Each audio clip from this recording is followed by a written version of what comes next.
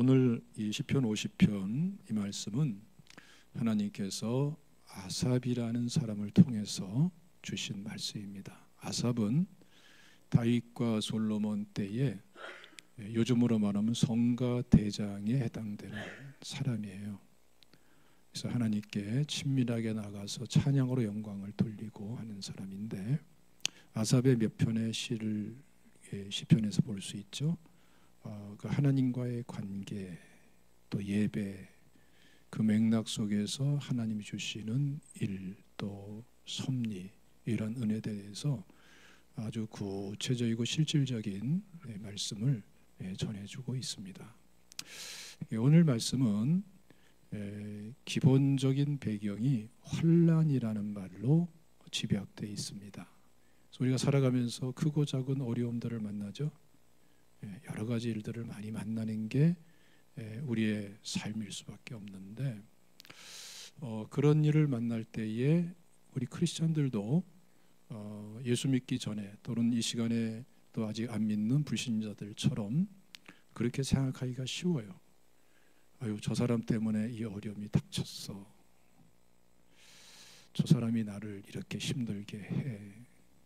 그게 가족도 될 수 있고 직장 동료가 될 수 있고 이웃도 될 수 있고, 또 사업하는 그런 관계에서도 그런 일이 있을 수가 있고, 별일이 다 있죠. 상황이 그렇게 되었어. 또 그때 내가 그렇게 하지 않았으면 얼마나 좋았을까. 그러면서 항상 원망, 불평의 대상을 찾고 또 거기에 빠져들 때가 많아요. 심지어는 부모 탓을 하고 조상 탓도 하죠. 그러는 경우를 많이 볼 수 있어요.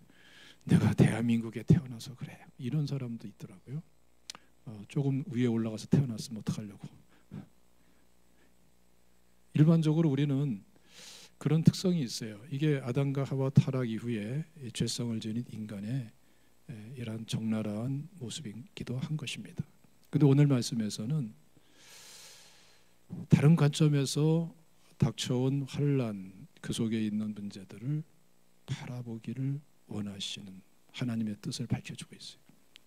한마디로 말하면 하나님의 관점에서 바라볼 줄 아는 사람이 되라는 것입니다. 그리고 사실은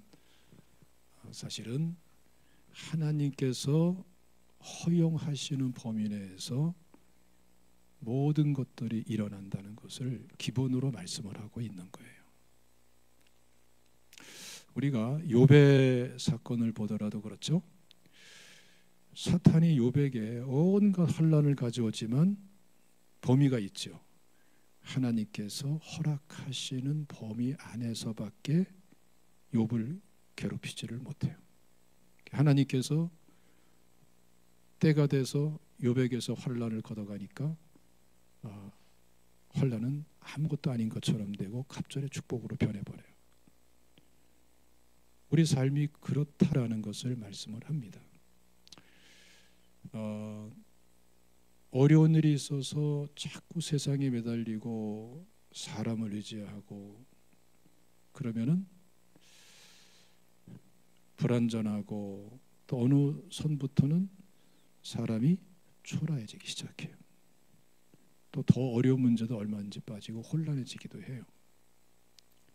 하나님께서는 사실은 모든 생사화복은 인간에게, 세상에게, 마귀에게도 있는 것이 아니고 하나님께 있다라는 것을 강력하게 선포를 하고 있습니다. 그래서 하나님의 관점에서 이해하고 풀어갈 수 있는 사람이 되기를 하나님은 원하십니다. 하늘과 땅의 모든 권세를 내게 주셨으니, 이 말씀 그대로 모든 주권과 주권적인 섭리는 그건 하나님이 하시는 영역이지 사람이 하는 영역이 아니에요. 그러므로 오늘 이 시간에 가정적으로나 개인적으로나 사회생활 속에서 난해하고 어렵고 불확실한 것들이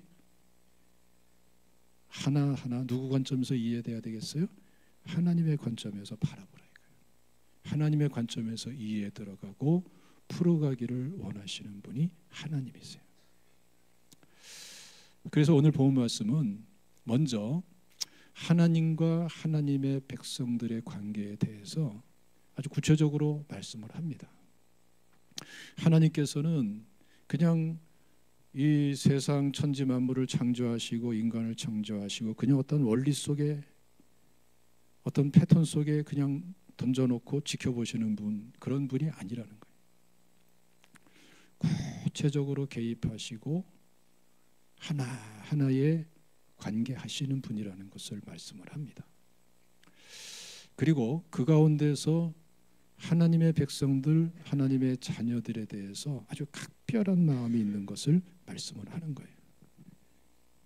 한마디로 말하면 우리를 너무너무 사랑하신다는 거예요. 그게 보통 사랑이 아니라는 거죠.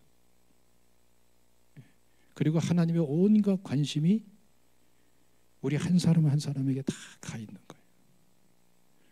어떻게 생각하면은 아이고 뭐 나 같은 많고 많은 사람 중에 나 같은 사람에게 하나님께서 얼마나 큰 관심을 갖고 계실까, 이런 생각하기 쉽습니다만은 그게 아니라 이거예요. 하나님은 오직 우리 한 사람 한 사람 나만을 위해서 존재하는 것처럼 깊은 관심을 갖고 우리를 지켜보고 계시고, 하나님의 시로 연락이 바로 거기에 담겨 있다. 우리에게 관련돼 있다는 거예요. 그래서 오늘 말씀 보면은 4절에 하나님이 자기의 백성을 판결하시려고라고 말씀하는데, 이 판결하신다 하시려고라고 번역을 했습니다만은 사실은 문맥에 따라서 굉장히 다양하게 번역되고 있는 용어입니다. 판결이란 말도 번역하고요, 변호라는 말도 번역하고요, 성경에서도. 그리고 실질적으로 의논 나눈다라는 것도 그런 의미로도 번역하고 상당히 다양하게 번역되는 말이에요. 이 모든 것을 하나 딱 모으면은 하나님이 우리에게 깊은 관심이 있는 거예요. 그냥 내버려 두지 않고 두르시는 분이 아니라 이거예요. 그리고 우리를 바라보면서 기뻐하세요. 여러분, 마치 이런 것과 같습니다. 각 가정에서 자녀가 딱 태어났을 때에 온 가족들, 친척들의 관심이 곧 태어난 아이에게 집중이 되죠. 그래서 그 갓난아기가 그냥 젖을 먹다가 이렇게 몸을 스스로 혼자서 뒤집기만 해도 온 가족이 난리가 나는 거예요. 뒤집었다고. 그게 뭐 대단한 거라고. 근데 왜 그래요? 사랑하니까. 예? 그 아이가 엎드려서 기기 시작하면은 이건 뭐 자지러지는 거예요. 자지러. 조금 시간이 지나가지고 이제 일어서서 첫 발걸음을 뛰면은 이건 뭐 보통 일이 아닌 거죠. 이런 게. 왜 그래요? 그 아이를 사랑하기 때문에 그러는 거예요. 그러니까 하나님께서도 우리를 그 이상으로 사랑하셔서 우리의 일거수일투족, 우리의 마음과 생각을 다 관심을 기울이면서 기뻐하고 안타까워하고, 하나님의 희노애락이 다른 데 있는 것이 아니라 우리한테 있다. 우리 한 사람 한 사람에게. 그걸 말씀을 하는 거예요. 거기에 대해서 이렇게 표현을 합니다. 한번 5절 다 같이 읽어봅시다. 시작. 이르시되 나의 성도들을 내 앞에 모으라. 그들은 제사로 나와 언약한 이들이니라 하시도다. 그러니까 하나님께서 우리를 사랑하시는 사랑의 질이, 또 사랑의 크기가, 양이 얼마나 큰가를 여기서 말씀하는데, 그들은 제사로 나와 언약한 이들이니라. 그러니까 하나님은 그냥 기분 내키는 대로 우리를 사랑하시는 분이 아니고 우리와 언약을 맺어 놓고 사랑하시는 분이에요. 이게 굉장히 큰 겁니다. 놀라운 거예요. 그러니까 우리가 인간끼리, 사람끼리 서로 사랑한다 하더라도, 심지어는 남녀가 사랑한다 하더라도 그냥 기분 내키는 대로 사랑하는 사람하고 언약적 사랑을 하는 거하고는 틀리죠. 그래서 약혼 반지도 있고 결혼 반지도 있는 거예요. 여러분들 보면은 간혹 가다가 이제 그런 분도 있죠. 미처 여러 가지 사정으로 결혼 예배를 못 드리고 결혼식을 못 하고 그냥 동거하는 분들도 있어요. 또는 이 결혼에 대해서 크게 의미를 두지 않고 이게 동거생활 들어가는 분도 있어요. 그게 편하고 좋은 것 같지만 아니에요. 불안한 거죠. 편한 것 같지만 거기에는 무서운 한계가 있는데 언제라도 헤어질 수 있다. 서로 좋아하는 만큼만 또는 둘이 같이 좋아하는 만큼만 살고 나머지는 자유해버리는 거예요. 병들어도 헤어질 수 있고 가난해져도 헤어질 수 있고 서로 편치 않아도 헤어질 수 있고, 근데 중요한 거는 그게 결국 행복이겠냐 이거죠. 그리고 헤어지기까지 그 사랑이 참사랑이냐 이거죠. 사랑의 양과 질이 아주 낮은 거예요. 결혼이라는 것이 여러 가지 의미로 해석됩니다만은 말씀의 맥락에서 보면은 자, 이것은 하나님 앞에서 하나님과 성도들과 교회 공동체, 양과 어른들, 친지들 모시고 이 결혼 예배를 통해서 언약이 이루어지는 것, 결혼 언약이 흔히 말하듯이 검은 머리 파뿌리가 되도록 기쁠 때나 슬플 때나 가난할 때나 부할 때나 건강할 때나 병들었을 때나 사랑하는데 어디까지? 죽기까지 이 땅에 사는 날 동안에 끝까지 사랑하는 거죠. 이 사랑은 이미 조건을 뛰어넘는 거예요. 그리고 그것은 언약 속에서 이루어지는 거예요. 그것을 확증하기 위해서 결혼 예배, 결혼식이 있는 것이고, 그것으로 끝나지 않고 법적으로 확증하기 위해서 주민자치센터에 가서 결혼 신고도 하고,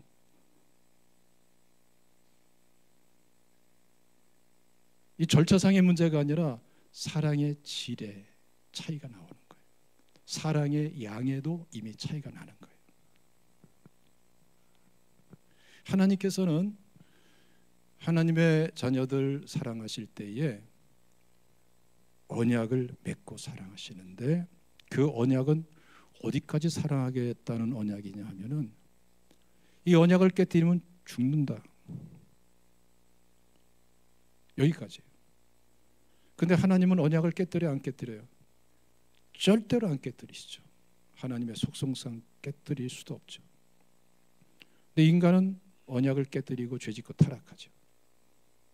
그 죄인이 죄값을 지불할 자격도 없고 능력도 없으니까 그 죄인인 인간을 위해서 하나님께서 독생자 예수 그리스도를 보내시고 죄값을 대신 지불해서 대신 죽게 하시는, 이걸 통해서 우리가 뭘 이해할 수 있어요? 이 언약적 사랑, 하나님께서 언약을 맺고 사랑하는 그 사랑의 질과 이 근본적인 사랑의 의미를 우리가 알 수가 있는 거죠. 그러니까 하나님께서는 여러분들을 너무너무 사랑하시는 분이세요. 여러분들을 항상 들여다보고 계세요. 예? 지켜보고 계시고, 그냥 하나님의 온갖 희노애락이 나 한 사람에게 있는 것처럼 나를 내가 어떻게 하냐에 따라 반응하시고 기뻐하시고, 이거 그냥 여러분들 제가 하는 내용이 아니죠. 성경을 보면 하나님의 그런 모습들이 끊임없이 쫙 나와요. 그리고 그것은 실제가 돼버려요. 지금 우리가 참 중요하고도 어려운 시점에 와 있습니다. 국가적으로나 민족적으로. 각 분야의 전문가들이 말하는 공통적인 것은 아주 중요한 시점에 와 있다는 거예요. 기회가 될 수 있고 재앙도 될 수 있고. 근데 뭐 거창하게 넓게 생각하지 않아도 우리 개인의 삶에 찾아온 과제와 또 위기라는 단어 속에 함께 포함시킬 수 있는 여러 가지 내용들을 하나님께서는 어떻게 이 문제를 통해서 우리를 만나시고 우리를 통해 영광 받으시는가? 그걸 오늘 본문에서 말씀하는 거예요. 두 가지 단어로 집중해서 말씀을 합니다. 한 가지 단어는 감사라는 말이고 또 하나는 서원이라는 말이고요. 23절에 보면 말을 조금 바꿔서 똑같은 맥락 속에 말씀하는데 감사라는 용어와 행위라는 용어로 바꿔서 말해요. 이걸 함께 이어서 내용을 하나로 묶어서 이해하면은 감사라는 내용과 우리의 삶에 대해서 초점을 두고 우리를 만나시는 거예요. 그래서 하나님은 우리가 여러 가지 문제와 난제와 위기를 만나서 신음하고 고통스러워하고 자칫하면은 원망할 대상을 찾고 불평하고 낙심하고 절망하는데 하나님은 다르단 말이에요. 오히려 정반대로 감사하느냐 그걸 물어요. 하나님, 나는 지금 이게 어려워요. 이게 답답해요. 이게 속상해요. 세상에 이럴 수가 있습니까? 해도 너무한 거 아닙니까? 하나님, 내가 온갖 노력 다 해봤어요. 벽에 부딪혔어요. 해답이 없어요. 여기서 그냥 찌그러져야 되나요? 별 생각을 다 할 수 있는 게 우리 삶인데 우리는 그 문제에 자꾸 몰입하고 이렇게 되기가 쉽습니다만은 오늘 말씀 보면 하나님은 전혀 다른 말씀하시는 거예요. 하나님 관점에서 생각해봐라. 너 감사하는 믿음 생활을 했느냐? 그럼 우리 어떻게 생각하죠? 감사할 게 있어야 감사하죠. 악을 쓴다니까. 감사할 게 있어야 감사한다는 건 우리 논리고 우리 생각이에요. 근데 하나님께서는 감사해야 너의 문제가 해결된다. 이게 하나님께서 말씀하시는 거예요. 왜? 너는 그냥 사람이 아니야. 너는 구원받은 하나님의 자녀야. 제사를 통해서 언약을 맺은 사람이야. 나의 온갖 관심과 사랑이 너한테 다 초점 맞춰져 있어. 근데 너 왜 그런 일이 있어야 되는가 생각해 볼 것이 아니냐. 그동안의 너의 삶은 어땠냐? 감사가 담겨 있었냐? 하나님, 내가 이것도 했고 저것도 했고 직분도 감당했고 헌금도 했고 내가 뭐 이렇게 선한 일도 했고 11조도 했고. 근데 지금 보세요. 6절 말씀부터 13절까지 계속 이어지는 말씀이 너 소를 드렸냐? 양을 드렸냐? 너를 제물을 드렸단 말이지. 생각해봐라. 그거 원래가 네 거였냐? 너 태어날 때 빈손으로 태어났잖아. 그거 다 내가 창조하고 너한테 맡겨준 거 아니냐? 너는 그 내가 맡겨준 거 가지고 온갖 혜택을 다 누리고 있었지 않냐? 진정한 소유권은 나한테 있는 거 아니냐? 내가 소가 없다고 소를 요구하고 양이 없다고 양을 받겠냐? 내가 소를 먹냐 양을 먹냐? 지금 그 말씀을 하시는 거예요. 그럼 내가 한 게 뭡니까? 내가 봉사한 게 뭐고 충성한 게 뭡니까? 아니, 너 하긴 했는데 그 속에 감사가 있었냐? 네? 감사가 있었냐? 그러니까 하나님은 사실은 이 재물을 통해서 우리의 직분을 통해서 우리의 수고를 통해서 수고를 받으시는 것이 아니고 그걸 통해서 우리의 중심을 받으시는데 그 중심 속에서도 뭘 원하시는 거예요? 감사하는 마음 중심을 원하시는 거예요. 그러니까 우리 생각과는 굉장히 일반적인 생각과는 굉장히 거리가 있는 거예요. 근데 우리는 불완전한 존재고 가변적인 존재고 결국 우리는 어디로 돌아와야 돼요? 말씀으로 진리로 진리이신 하나님께로 돌아와야죠. 그래야 제대로 알 수 있고 해답을 얻을 수가 있어요. 믿습니까? 그래서 우리 삶 속에 신앙생활 속에 직분 속에 예배 속에 제사 속에 재물 속에 감사가 얼마나 중요하냐면은 이게 있어야 제물이 되고 이게 있어야 참 예배가 되고 이게 있어야 감사가 담겨 있어야 모든 하나님과의 관계가 축복된 관계가 되는 거예요. 그래서 닥쳐온 과제 환난 속에서 그거 붙잡고 바둥거리는 것이 아니라 말씀으로 돌아가면은 무엇부터 회복해야 되겠어요? 감사를 회복하기 위해서 몸부림을 쳐도 감사를 회복하기 위해서 몸부림을 쳐야 되는 거예요. 기도를 해도 감사를 회복하기 위한 기도가 선행돼야 되는 줄로 믿으시기를 축원합니다. 그걸 말씀하는 거예요. 감사가 회복될 때에 언약적 사랑에 합당한 사람이 된다. 감사가 회복될 때에 제사가 예배가 정말 하나님을 위한 예배가 된다. 그거 없이는 모든 것은 다 본질을 잃어버린 것이다. 관계도 바른 관계가 아니다. 사실 돌이켜보면 우리는 감사할 수밖에 없죠. 정상적인 그리스도인들은 다 체험하고 경험한 거예요. 내가 얼마나 처참한 죄인이었는가. 정말 내가 어떻게 이 죄에서 자유케 될 수 있었는가. 죄에서 자유케 되는 은혜가 무엇인가. 죄가 얼마나 내 인격과 삶을 피폐하고 파괴적으로 망가뜨려 왔는가. 이거는 정말 그 누구도 해결할 수 없는 것인데 보혈의 은혜가 나한테 얼마나 축복된 것이었는가. 사실은 모든 종류의 감사의 뿌리, 출발점은요, 구원의 은혜부터 시작하는 거예요.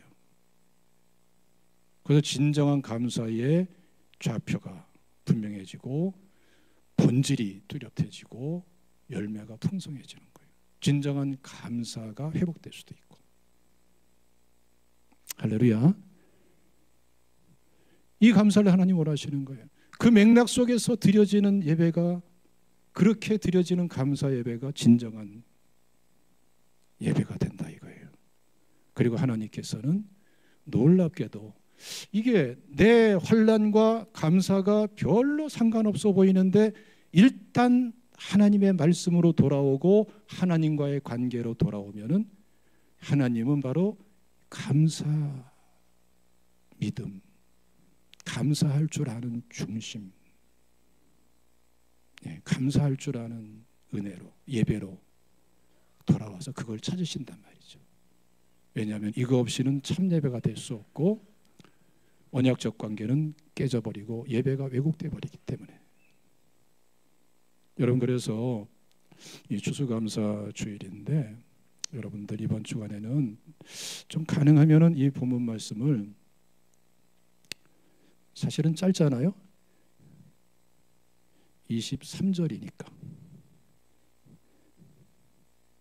동의 안 하세요? 시편 119편 읽어보실래요? 좀 아침 저녁으로 좀 한 번씩 읽으시고, 그냥 읽는 걸로 끝나지 말고 여러분들의 실질적인 과제들, 환난에 해당되는 것들, 그걸 놓고 기도하되 그냥 기도하지 마시고 감사를 회복해 보세요. 하나님과의 관계에서 구원의 은혜부터 시작해가지고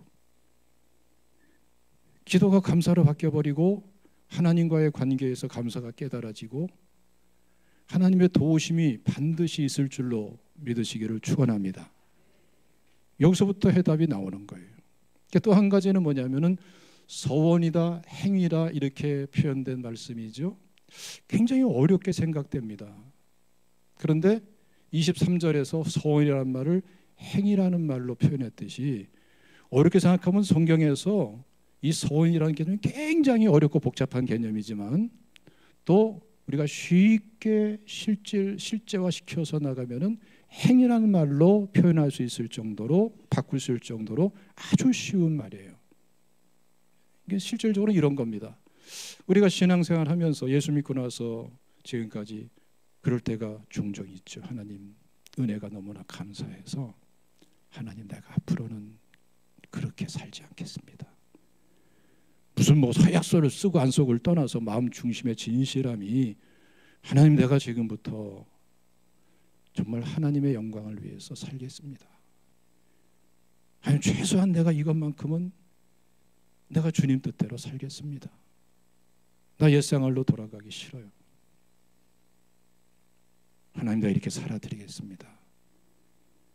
그런 개념이 여기에 있는 거예요. 죄의 종되었던 삶에 빠져 있다가 이제는 예수 믿고 구원받고 죄에서 자유케 돼가지고 이제 내가 이렇게 내가 하나님을 위해서 살아드리겠습니다. 난 이렇게 살겠습니다. 자신의 삶에 대해서 마음 깊이 진실되고 진솔하게 하나님 앞에 다짐하고 약속한 거. 이때는 여러분 어떻죠? 그 분야에 대해서 지식의 양이 뭐 생각의 깊이가 얼마큼 컸냐는 상관없이 거기에는 진솔함과 진실됨이 있죠. 하나님은 그거 기뻐하시는 거예요. 그대로 살아라.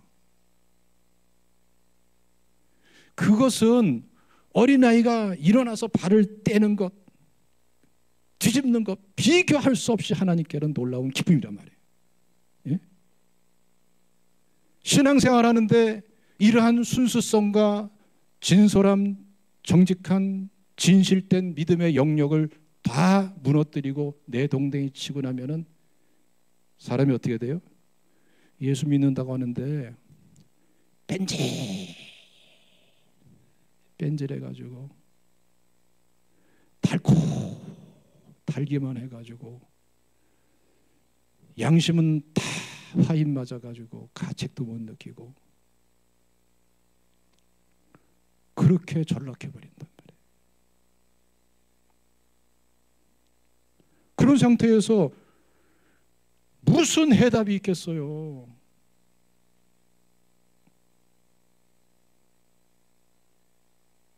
환난 가지고 고민해봐야 환난은 그냥 환난일 뿐이야. 더 심해지지 않으면 다행일까. 할렐루야. 신앙생활의 실제성이 중요한 거예요. 그 실제성을 통해서 하나님은 우리를 만나주시고 영광을 받으시는 분이세요. 그래서 오늘 말씀 보면은 이와 관련해서 굉장히 중요한 말씀을 하십니다. 읽어봅시다. 16절 말씀부터 21절까지 봉독합니다. 시작. 악인에게는 하나님이 이르시되 내가 어찌하여 내 율례를 전하며 내 언약을 내 입에 두느냐. 내가 교훈을 미워하고 내 말을 내 뒤로 던지며 도둑을 본즉 그와 연합하고 간음하는 자들과 내 혀로 거짓을 꾸미며 내가 이 일을 행하여도 내가 잠잠하였더니 내가 나를 너와 같은 줄로 생각하였도다. 그러나 내가 너를 책망하여 내 죄를 내 눈앞에 낱낱이 드러내리라 하시는도다. 여러분 마음에 꽉 와닿고 충격적이고 예리하게 찔러대는 말씀이 없어요? 아주 구체적으로 적용되는 말씀이 없어요? 내가 읽어드릴게요.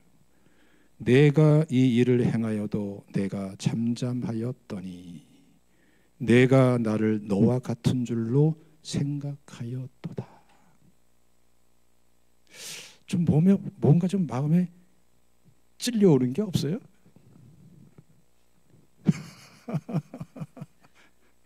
이런 상태에 머물러 있는 크리스천들이 너무나 많아. 죄 짓고 나서 좀 가책을 느끼고 뉘우치기도 하고 후회도 하고 그렇지만 회개했으니까 뭐 그리고 또 다른 죄 짓고 또 이 죄 짓고 그래도 무슨 뭐 크게 환난은 닥치지 않고 다리도 안 부러졌고 목도 안 부러졌고 하나님이 괜찮게 여기시는 것 같으네. 이게 반복되면은 괜찮네. 여기까지도 괜찮네. 전 다리 몽둥이가 부러져야 정신 차릴 일인데 어떻게 괜찮았을까? 여기까지는 괜찮은가 봐. 이런 지경까지 가는 사람 위험한 사람입니다. 위험한 사람이에요. 예? 왜? 하나님 뭐라고 말씀하세요? 다시 한번 읽어드릴게요. 내가 이 일을 행하여도 내가 잠잠하였더니 내가 나를 너와 같은 줄로 생각하였도다. 하나님이 불쌍해서 기다려주고 있는데 그냥 매를 들고 참아주고 있는데 이래도 괜찮은 걸로 자의 시차 스스로 해석하고 내 그럴듯한 마음과 하나님의 마음이 똑같은 줄로 엉뚱한 생각이나 하고, 이게 위험한 거예요. 이 사람을 가리켜서 오늘 본문에서 두 가지로 표현을 합니다. 22절 말씀 보면은 하나님을 잊어버린 너희여. 아니, 하나님 언제 잊어버렸나요? 지금 여전히 이스라엘 백성이고 하나님께 예배드리고 앞에서 보니까 하나님께 제물도 드리는 사람들인데, 너 신분은 이스라엘 사람이지만 너의 실제는 하나님을 잊어버린 자다. 네가 어거지로라도 의도적으로 잊기도 했고 죄에 사로잡혀서 하나님을 의식하지도 못할 정도로 강팍해지기도 했고, 하나님을 잊어버린 너희여. 또 한 가지는 똑같은 내용을 이렇게 표현을 해요. 16절 말씀 보면은 악인에게는 하나님이 이르시되. 악인은 누구예요? 불신자 말하는 게 아니에요. 여기서는 신앙생활을 한다고 하면서 감사는 온데간데 없고, 예? 하나님 앞에서 양심의 가책도 자꾸 희미해지고, 괜찮은가 봐, 하나님 여기까지도 괜찮게 두셨네, 뭐 이러고 있는 사람을 가리켜서 뭐라고 그러는 거예요? 악인이라고 그러는 거예요. 성경의 시편의 일관적 특성이 그겁니다. 시편 1편 말씀 보세요. 복 있는 사람은 악인의 길을 쫓지 아니하며 죄인의 길에 서지 아니하며 오만한 자리에 앉지 아니하고. 여기서 악인, 죄인, 오만한 자는 어떤 사람이에요? 이방인들? 아닙니다. 이스라엘 백성들이에요. 그 신분은 분명히 하나님의 백성들인데 악인의 꾀, 죄인의 길, 오만한 자의 자리에 앉고 쫓아가고 같이 하니까 그런 사람을 악이나 그러는 거예요.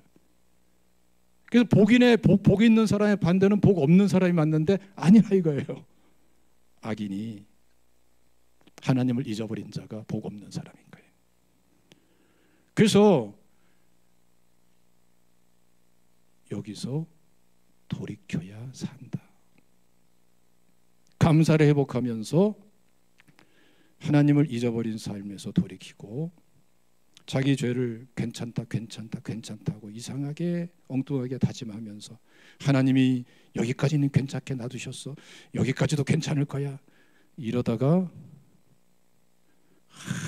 한데 그냥 얻어맞으면은 전부 이런 은혜 받는 거예요. 할렐루야. 예. 옆 사람과 한번 좀 질문해 봅시다. 옆 사람과 한번 실제로 해보세요. 내가 악인일까요? 복 있는 사람일까요? 시작. 내가 악인일까요? 복 있는 사람일까요? 근데 이게 우리가 이렇게 편하게 얘기하지만 개개인의 삶의 현장에 돌아가면은 이게 삶의 실제라는 거예요. 하나님께서는 우리에게 각자에게 꼭 맞는 현장을 주셨다고 생각해도 전혀 무리가 없어요. 내게 있는 환난이 무엇인가? 내게 찾아온 위기가 무엇인가? 그것이 오히려 말씀으로 돌아가면은 하나님과 말씀을 제대로 경험하고 제대로 일어서서 도약할 수 있는 출발점이 되는 줄로 믿으시기를 축원합니다. 그래서 이번 주간에는 말씀드린 대로 가능하면은 아침 저녁으로 뭐 이 23절이 있는데 3분도 안 걸릴 거예요. 읽고 기도하면서 감사를 회복하고 삶을 좀 새롭게 해보세요. 하나님의 자녀답게 내가 하나님 앞에 진짜 진솔하고 진실되게 내 마음을 드렸던 그 자리로 내 발걸음을 옮겨서 하나님, 내가 이렇게 돌아왔어요. 내가 지금 이렇게 하고 있어요. 그 진실을 드려보세요. 전혀 새로운 한 주간이 될 줄로 믿습니다. 이 추수감사 주일에 이러한 놀라운 출발점이 되시기를 축원합니다. 자, 성경 구절 두 군데 읽고 말씀 마치겠습니다. 14절 15절 시작. 감사로 하나님께 제사를 드리며 지존하신 이에게 내 소원을 갚으며 환난 날에 나를 부르라. 내가 너를 건지리니 내가 나를 영화롭게 하리로다. 23절 감사로 제사를 드리는 자가 나를 영화롭게 하나니 그의 행위를 옳게 하는 자에게 내가 하나님의 구원을 보이리라. 기도하겠습니다.